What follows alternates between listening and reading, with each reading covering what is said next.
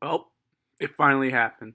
Juan Soto has cashed in on a 15-year, $765 million deal with the Mets. This doesn't really come as a surprise to people. Maybe the number, but the destination, not really. This is a guy that it seemed like other teams got involved, such as the Red Sox, the Blue Jays, but it always seemed like a two-horse race between the two New York teams, and that's what it ended up being, with the Yankees reportedly settling at a 16-year, $760 million offer, and he ultimately decided that he wanted to go to the opposite side in Queens with the New York Mets. This is absolutely groundbreaking. Opens up so many doors for baseball in general, but I want to take a deeper look at it for the Mets and then take a look at what's going to happen for the Yankees and maybe the Red Sox, other teams that missed out on the Juan Soto sweepstakes. Let's go take a deep dive. This is the team that the Mets will be looking to open 2025 with as it currently stands. Now, with Juan Soto batting two, this is a pretty good top three, but you look at 4 through 9 and, there leaves a lot to be desired. Guys like Francisco Alvarez have shown immense pop. Tyrone Taylor is more of a fielding heavy guy, a guy that you look to platoon with, but not an everyday starter. Jeff McNeil's just flat out not good. And Marte, he's getting older. And Nimmo's an interesting guy. I mean, he's not going to hurt you in the lineup, but this 5 through 9 really is questionable. And then not to mention, the pitching is just not great. Now, they also made the Clay Holmes move, which they're doing the very intriguing thing of trying Clay Holmes out as a starter, which he was generating a lot of buzz as a free agent potential starter. So it looks like the Mets are going to take the bait on that and see if they can get the ground ball heavy pitcher with some good defense behind him, see if they can max that out. I think a key thing here with the Clay Holmes and another signing they made was Frankie Montas was they think their pitching lab can develop these guys. And after the success of guys like Minaya and Severino last year, who's to blame them? They're taking a big flyer on a guy like Frankie Montas, a guy who hasn't been great. As you see right here, 4.84 ERA in 2024, but that was coming off injury. So they gave him a 2-year deal with an opt-out after the first year. And the Clay Holmes deal is interesting. I think this is, they gave him 3 for 38.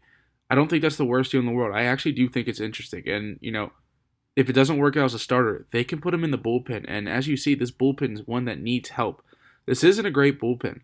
Edwin Diaz was a little bit of a shell of himself last year. Had a decent end of the year, decent postseason, but hasn't returned to that form he was before the ACL injury. Jose Budo was a guy who gave him some length out of the bullpen at moments, but overall had a 2.55 ERA. Who knows if he replicates that, but wasn't bad last year. But the rest of this is just not simply good. I mean, this is not a bullpen that you want to trust when you're going against a team like the Dodgers, Padres, Phillies, whoever else might make it out of that bloodbath of the NL. But I think they're going to make bigger improvements. They're in on guys like Alex Bregman, apparently. They're in on guys like Corbin Burns to shore up this side of the rotation.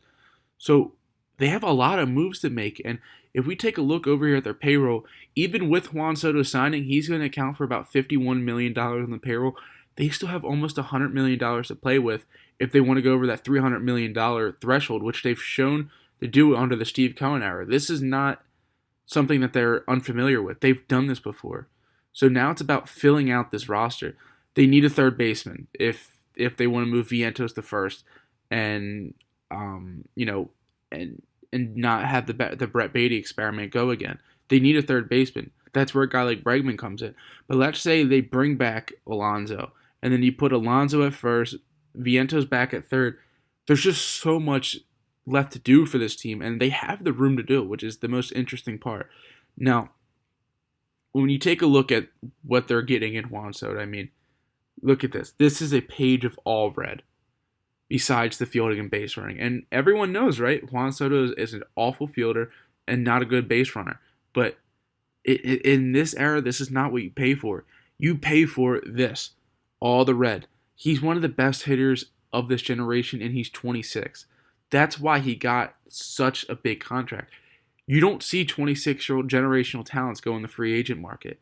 How many guys, when you're 21, 22 years old, turn down a 14-year, $445 million offer from a team like the Nationals did to Juan Soto? He wanted to test free agency, and turning down $445 million, he almost doubled it and almost got to that $800 million mark, which, in case you don't know, he can reach $805 million if they decide to up the AAV to $4 million more per year after the fifth season. So he may get at $800 million. That's the perks of being patient and waiting to test the market when you're a 26-year-old generational talent. Now, I don't think this is going to set a precedent, right? We've seen Ohtani and Soto get back-to-back $700 million plus deals, but you're talking about one of the greatest players of all time and a generational 26-year-old modern-day Ted Williams who will become free agents. You don't see that. We've seen moves already happen this offseason with guys like Adames, Blake Snell. They're not sniffing $40 million here, nonetheless 50, 60, 70. That's not normal. This is incredible circumstances. So I think that when you look at the investment the Mets made, it's clear they have something special they want to build over there. And who else to build it around other than Juan Soto? You have Lindor and Soto at the top 1 and 2 in your lineup projecting. That is a great 1-2. That might be one of the best 1-2s in baseball, if not the best 1-2, coming off an MVP caliber year from both of them. Only reason that they each didn't get is because 2 historic seasons. Soto lost because of his teammate being historic. Lindor lost because one of the best seasons we've seen. So now you add those 2 guys together with a lineup that showed some potential and a team that has money to make moves. The Mets are a dangerous team and a legitimate contender coming for the year. And I think that as a Phillies fan, that's what I'm very concerned about. But they still have a long ways to go. They still have to shore up the rotation. I think they might look for a guy like Corbin Burnes to really get an ace to that staff. Sango's good, but I think they might want an ace. A guy like Corbin Burnes, a guy like Max Fried is out there. Not that I think they would go in on Max Fried, honestly. I think more Corbin Burnes is more what they're looking at. But they also need to shore up this bullpen, like I've said multiple times. This is a weak point.